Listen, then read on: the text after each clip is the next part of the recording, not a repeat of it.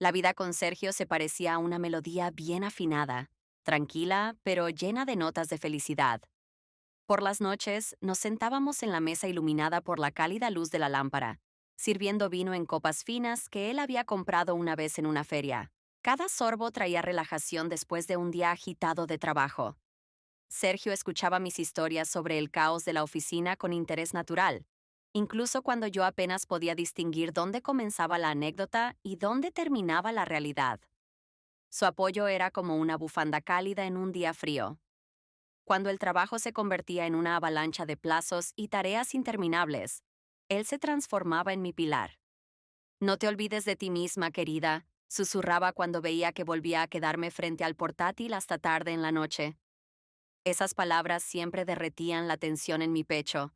Los fines de semana salíamos a pasear por los parques, donde el viento jugueteaba travieso con mi cabello y Sergio reía, ayudándome a arreglarlo. Soñábamos juntos, soñábamos con un viaje a París, con una casa acogedora con jardín, y quizá, algún día, con las risas de niños en los pasillos. Nuestro futuro parecía despejado. Amaba a Sergio por su sencillez y bondad. En sus brazos sentía que el mundo se detenía. Era alguien que siempre estaba a mi lado. Alguien que sabía cómo tomar mi mano sin apretarla demasiado. La llegada de Marcos alteró el ritmo habitual de mi vida laboral. Entró en nuestra oficina con la misma confianza con la que un artista se acerca al lienzo. Sus movimientos precisos, su mirada penetrante, que parecía captar cada detalle del proyecto antes incluso de comenzar la discusión. Marcos no era solo un profesional, era una persona increíblemente carismática. Su manera de hablar te obligaba a detenerte y escuchar. Cuando se acercó por primera vez a mi escritorio, sentí como si de repente toda la sala se quedara en silencio. ¿Eres Carla, verdad?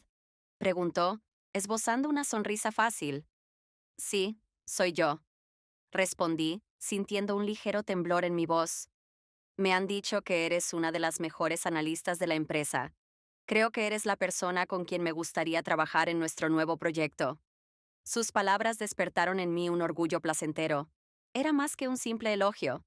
En su voz resonaba una confianza en mí que hacía tiempo no sentía de los demás. Los días siguientes estuvieron llenos de discusiones, reuniones y una planificación minuciosa.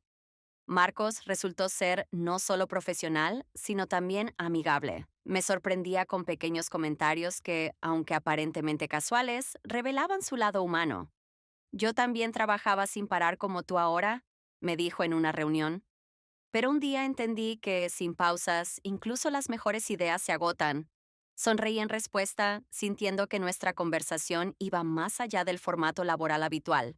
Sin embargo, todo parecía completamente seguro, incluso cuando me sorprendía esperando su próxima visita a mi oficina. Trabajar en el nuevo proyecto resultó ser mucho más demandante de lo que esperaba. Marcos sabía cómo inspirar, pero al mismo tiempo exigía un nivel de inmersión total. Trabajábamos codo a codo, analizando informes, construyendo estrategias y buscando soluciones innovadoras. Cada día entraba a mi oficina con su cuaderno y una taza de café negro. Observaba con atención mis propuestas, inclinándose a veces más cerca para leer el texto pequeño en la pantalla de mi portátil. Tus ideas son brillantes, Carla, dijo un día mientras discutíamos un caso complicado. A veces parece que ves cosas que los demás no alcanzan a percibir. Sus palabras parecían un cumplido laboral común, pero sentí como una calidez agradable se extendía por mi interior. Lo interpreté como un reconocimiento que tal vez había estado echando de menos últimamente. Comenzamos a hablar no solo sobre el proyecto. Una noche, cuando una reunión se prolongó más de lo esperado, Marcos me sorprendió con una pregunta. ¿Alguna vez pensaste en lo que querías ser de niña? La pregunta me tomó por sorpresa, pero sonreí. Claro que sí. Quería ser arqueóloga, reunir fragmentos de historia y darles sentido. ¿Y tú? Él suspiró, mirándome con esa misma penetrante mirada que me había cautivado desde el principio. Soñaba con ser escritor, pero la vida eligió un camino diferente para mí. La conversación se sintió extraña, pero cálida. Añadió un toque personal a nuestra interacción profesional, algo que comenzó a cambiar sutilmente la dinámica entre nosotros. Las reuniones con él se volvieron algo que esperaba con ansias, A veces me sorprendía pensando en qué decir para parecer más interesante o más inteligente. Este juego de interés mutuo era inocente, o eso quería creer. Sin embargo, no podía dejar de notar cómo cambiaba su mirada cuando me observaba. El proyecto alcanzó un punto crucial. Presentamos nuestro trabajo exitosamente al cliente, lo que fue motivo de celebración para el equipo. La noche comenzó en un restaurante ruidoso, lleno de risas y copas de champán, pero poco a poco el ambiente se volvió más relajado. Marcos, sentado a mi lado, me lanzaba miradas ocasionales que trataba de ignorar, pero ignorarlo se hacía cada vez más difícil, especialmente después de que levantó una copa para brindar. Por nuestro equipo, por Carla, cuyas ideas nos llevaron hasta este momento. Eres nuestra estrella. Las risas de mis colegas cubrieron mi repentina confusión. Cuando la noche llegaba a su fin, Marcos se acercó a mí, esta vez sin testigos. ¿Te das un paseo conmigo? Antes de volver al ritmo habitual del trabajo, hablemos de algo que no sean proyectos. Dudé, pero acepté. Marcos habló sobre su pasado, sobre lo difícil que había sido alcanzar su posición actual y sobre la importancia de no perder la humanidad en el trabajo. Me impresionas, Carla, dijo de repente.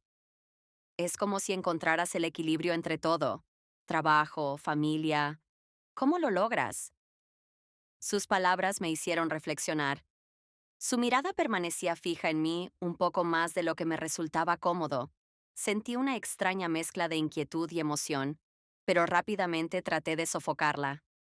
Solo intento hacerlo lo mejor que puedo. Como todos.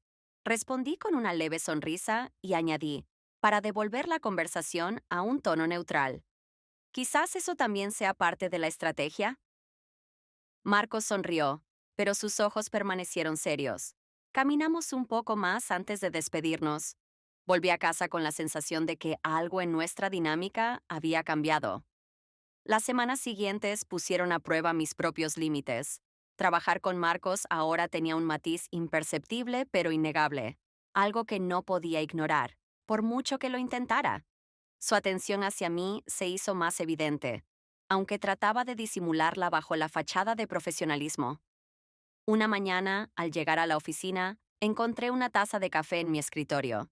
Junto a ella había una nota. Pensé que necesitarías un poco de energía extra, Marcos. Instintivamente tomé la taza y di un sorbo. Era mi café favorito con canela, y sentí cómo una calidez se extendía por todo mi cuerpo, no solo por la bebida. ¿Te acuerdas de cómo lo tomo? Le pregunté la próxima vez que estuvimos a solas. Es difícil no notarlo, respondió con esa sonrisa fácil que siempre me desarmaba. Eres única, Carla. Sus palabras sonaron tranquilas, pero cada matiz de ellas resonó en lo más profundo de mí. Me descubrí esperando esos pequeños momentos más de lo que debía. En una de nuestras reuniones, noté cómo me miraba. Su mirada duró más de lo aceptable y en ella se mezclaban preocupación y admiración. Nerviosa, acomodé mi cabello, esperando desviar su atención. Pero ese simple gesto solo intensificó la tensión. ¿Todo bien? Preguntó después de la reunión, cuando todos los demás ya se habían ido. Sí, claro, respondí apresuradamente, pero la verdad era otra. Algo dentro de mí había cambiado, y no podía negarlo. Estos momentos con Marcos comenzaron a ocupar más espacio en mis pensamientos de lo que deberían. Cada uno de sus cumplidos, cada gesto parecía tan sencillo y al mismo tiempo tan significativo. Con frecuencia, al regresar a casa después de un largo día en la oficina, me quedaba en el coche estacionada frente al edificio, mirando las ventanas de nuestro apartamento. La luz que se filtraba a través de las cortinas siempre me recordaba que adentro me esperaba Sergio, el hombre que había sido mi apoyo durante tantos años. Recordaba cómo me sostenía en los momentos difíciles, cómo sujetaba mi mano en silencio cuando no podía encontrar las palabras para describir mi dolor. Él era esa parte de mi vida que siempre permanecía constante, incluso cuando todo lo demás cambiaba a mi alrededor. Sin embargo, ahora notaba cómo me estaba alejando de él. Entre nosotros había surgido una frialdad, un vacío que yo misma había creado. Veía cómo Sergio intentaba traerme de vuelta a la realidad, con pequeños gestos, cumplidos inesperados, preguntas sobre cómo me sentía. Pero en lugar de responder, me refugiaba en el trabajo, Ahora, cuando me encontraba enredada en esta conexión confusa con Marcos, no podía evitar pensar en cómo esto afectaba mi matrimonio. ¿Qué estaba mal conmigo? ¿Por qué buscaba atención fuera cuando tenía a un esposo que me amaba? ¿Era una crisis, una forma de escapar de mí misma? ¿O simplemente había perdido esa conexión que una vez nos unió? Una noche, sentada en mi coche, me di cuenta de que tenía miedo de entrar. Temía la mirada de Sergio, temía su comprensión. Siempre había sido tan perceptivo que seguramente ya sentía esta distancia. Pero ¿qué podía decirle? ¿Que algo dentro de mí había cambiado y que no sabía cómo arreglarlo? En los días siguientes, intenté evitar a Marcos, escapar de sus miradas y palabras que despertaban sentimientos contradictorios en mí, pero cada encuentro con él solo complicaba más la situación. Su presencia me hacía sentir importante, necesitada, y esa se había convertido en mi debilidad. Con cada conversación, con cada sonrisa, nos acercábamos más el uno al otro. La siguiente noche en la oficina fue tranquila, casi demasiado. Todos se habían ido hace rato, dejándonos a Marcos y a mí finalizar los preparativos para la importante presentación del día siguiente. La luz de las lámparas creaba una atmósfera cálida, casi hogareña, pero eso solo acentuaba la incómoda cercanía que había surgido entre nosotros últimamente. Estaba sentada frente a mi portátil, revisando las diapositivas, cuando Marcos se inclinó para mirar junto conmigo. Su rostro quedó muy cerca del mío, señaló un error en el gráfico y su mano rozó accidentalmente la mía. Inhalé profundamente, tratando de recomponerme. Disculpa, susurré, sin estar segura de por qué me disculpaba. Carla, dijo en voz baja, como si temiera romper el momento. ¿Puedes confiar en mí?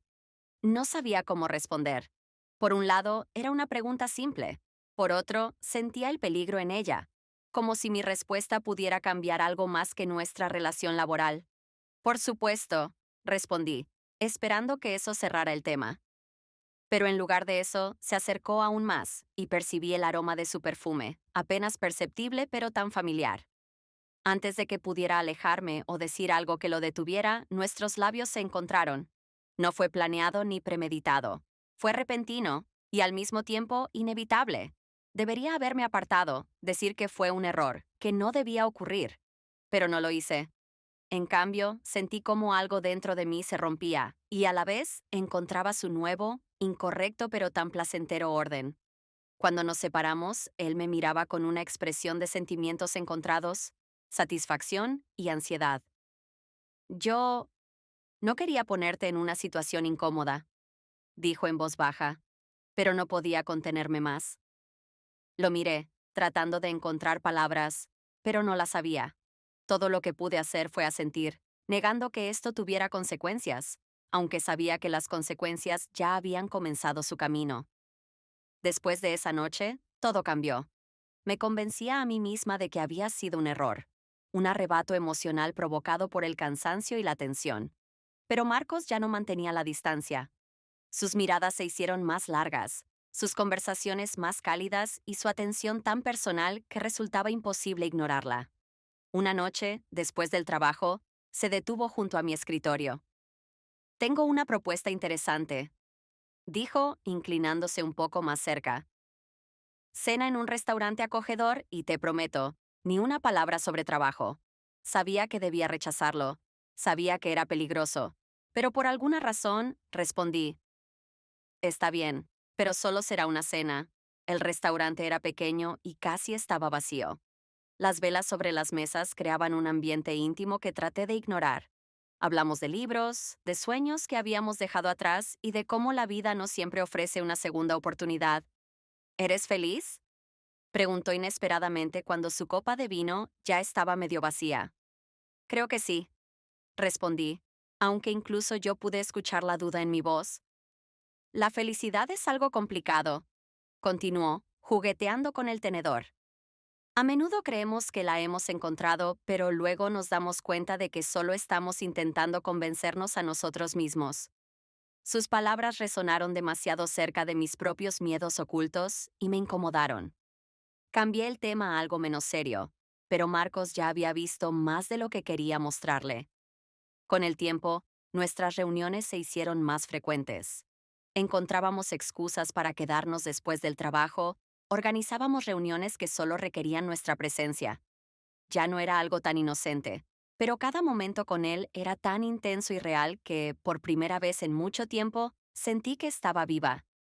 Después de largas noches en compañía de Marcos, regresar con Sergio se había convertido en un ritual que había perdido su significado. Su mirada llena de ternura ahora parecía un peso del que trataba de escapar. «Has estado trabajando mucho últimamente», dijo una noche, cuando por tercera vez esa semana llegué después de las 10. Su voz era suave, pero noté un matiz en sus palabras. «Es una etapa complicada. El proyecto es grande», respondí, evitando mirarlo a los ojos. La cena transcurrió en silencio. Sergio intentó hablar de nuestros planes para el fin de semana, pero yo me excusé con el cansancio. Ya no tenía energía para sostener esas conversaciones de siempre. Una vez, al salir de la ducha, lo encontré sentado al borde de la cama, sosteniendo en sus manos el marco con nuestra foto de boda. Me quedé inmóvil, viendo cómo sus dedos acariciaban suavemente el cristal. «¿Recuerdas este día?», me preguntó. «Sí, claro que lo recuerdo», respondí, aunque los recuerdos de la boda ahora despertaban en mí más culpa que alegría. «Ese día eras feliz», continuó sin levantar la mirada. «Pero ahora parece que ya no estás aquí, aunque estés frente a mí». Sus palabras fueron dolorosamente ciertas. Tenía razón. Mi corazón ya no pertenecía a este hogar, a esta historia que habíamos construido juntos. Y aunque esa realización me aterrorizaba, no podía negarla. Mis intentos de evitar sus preguntas se hicieron más evidentes. Me escondía tras largas horas de trabajo. Inventaba reuniones urgentes, pero él no era ingenuo. Su atención, que siempre había sido una de las cosas que hacían especial nuestro matrimonio, ahora se volvía en mi contra. «Estás ocultando algo, Carla», dijo una noche mientras me metía en la cama. «¿A qué te refieres?», pregunté, intentando mantener la calma. «No lo sé, pero algo ha cambiado. Lo siento. Y me está consumiendo por dentro». Quise negarlo, buscar una excusa, decir algo que disipara sus sospechas. Pero en lugar de eso, guardé silencio, porque sabía que cualquier palabra sería vacía. La noche siguiente debía ser completamente normal. Marcos y yo habíamos decidido encontrarnos después del trabajo en un pequeño café cerca de la oficina. Era un lugar acogedor, donde podíamos escondernos de miradas curiosas. Nos sentamos en un rincón detrás de unas plantas altas que ocultaban nuestra mesa del resto de los clientes. Intentaba actuar tranquila, pero sostener su mano bajo la mesa se sentía tan natural, como si ese rincón hubiera sido creado solo para nosotros. Marcos hablaba de un nuevo proyecto para un cliente, pero yo apenas escuchaba. Mi mente estaba ocupada pensando en cuánto habíamos avanzado y en cómo no podía detenerme. Él estaba allí, y eso era lo único que importaba. Entonces, sentí una punzada repentina de miedo. En la entrada del café estaba Sergio. Al principio pensé que era una ilusión, pero no. Estaba allí, mirándonos. Sus ojos se detuvieron en nuestras manos, y por un momento su mirada mezcló asombro y dolor.